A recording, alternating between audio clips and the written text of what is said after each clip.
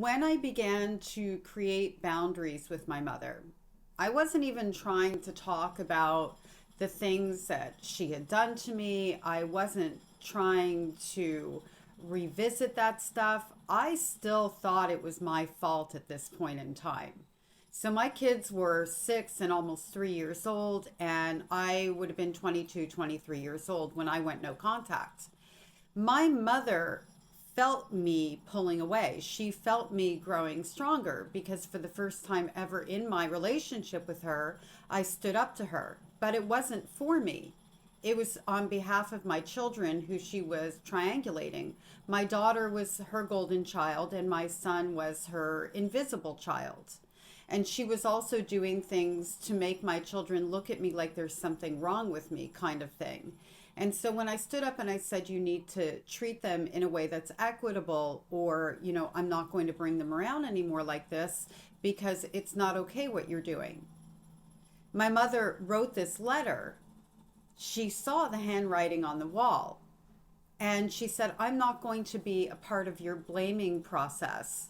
I have my own life to live.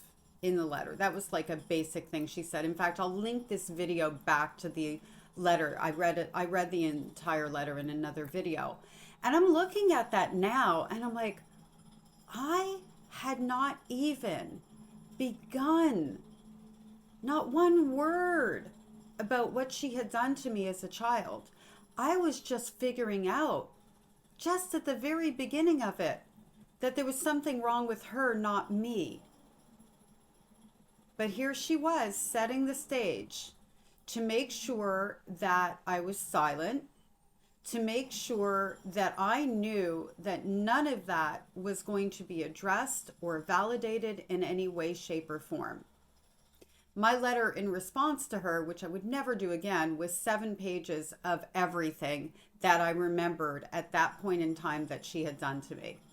All the things that I wasn't going to bring up, because at that point, I began to go, wait a minute, why is she not wanting to address these things if they're my fault?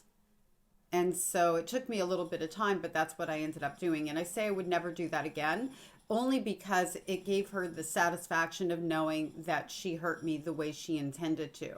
Now I would just say, I'm going to live my best life. I wish you your best life. And that would be it. I would never give her that satisfaction again.